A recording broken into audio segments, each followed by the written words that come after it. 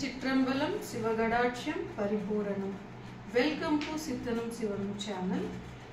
இந்த சேனல் மூலியமா உங்களுக்கு சித்தர்களை பற்றிய சின்ன சின்ன இன்ஃபர்மேஷன்ஸை கொடுக்க இருக்கிறோம். இன்னைக்கு நம்ம யாரை பற்றி பார்க்க போகிறோம்னா அக்க மகாதேவி. இப்போ நம்ம யாரை பற்றி பார்க்க போகிறோம்னா அக்க மகாதேவி அவர்களை பற்றி தான் பார்க்க போகிறோம். இவங்க வந்து 12th century 1130 BCல வாழ்ந்தவங்க. இவங்க வந்து கர்நாடகா ஷிவமொகா டிஸ்ட்ரிக்ட். இவங்க கர்நாடகா ஷிவமொகா டிஸ்ட்ரிக்ட் உடுகானி என்ற கிராமத்தில் பிறந்தவங்க. இவங்க வந்து சின்ன வயசுலேருந்தே சிவன் பக்தை மட்டும் இல்லாமல் இவங்க வந்து மிகப்பெரிய பேரழகி. இவங்க அழகில் மயங்கி கௌஷிக் மகாராஜா வந்து இவங்க திருமணம் செஞ்சுக்கிட்டாரு.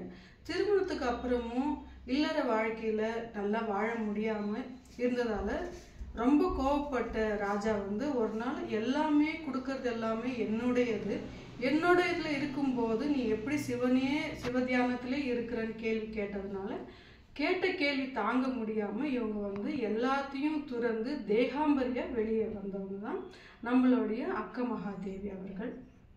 இவங்க வந்து ஸ்ரீசைலம் இருக்கிற ஊரில் அங்கே இருக்கிற சிவன் வந்து மல்லிகார்ஜுனரை வணங்கிட்டு அங்கே இருக்கிற குகையில் தவம் இருந்து சிவனோடைய ஐக்கியமானவங்க தான் அக்க மகாதேவி. இவங்க வந்து நிறைய போயம்ஸ் எழுதியிருக்காங்க. நிறைய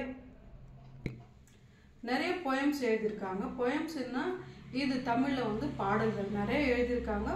ஒரு பாடல்லேருந்து உங்களுக்கு ஒரு 2 லைன் மட்டும் சொல்கிறேன். சிவனுடைய ஏக்கம் நிறைய இருக்குது. அவங்களுக்கு சிவபக்தி ரொம்ப மிகுந்த சிவபக்தி என்றதுனால சிவன்கிட்ட கேட்குறாங்க, உன்னுடைய ஆசீர்வாதத்துக்காக நான் ரொம்ப ஏங்குறேன், நீ நாளைக்கு கொடுக்கறத இன்னைக்கே கொடுக்கறத இக்கணமே கொடுத்துடு இறைவா, என் இறைவா அப்படின்ட்டு கேட்குறாங்க. எவ்வளோ ஒரு மன உருகிற ஒரு காட்சியும் அவங்களுக்கு, சிவபெருமானுடைய காட்சியும் அந்த மனம் உருகி கேட்கறதுனால எவ்வளோ அழகான வார்த்தைகள் கவிதைகள் நீங்களே பாருங்கள். இன்னும் அவங்கள பாடல்கள் நிறையா இருக்குது, அதை பற்றி படிங்க. இன்னும் இந்த சேனலில் வந்து நிறைய சித்தர்களை பற்றி சின்ன சின்ன தகவல் கொடுக்கலான்னு இருக்கிறேன்.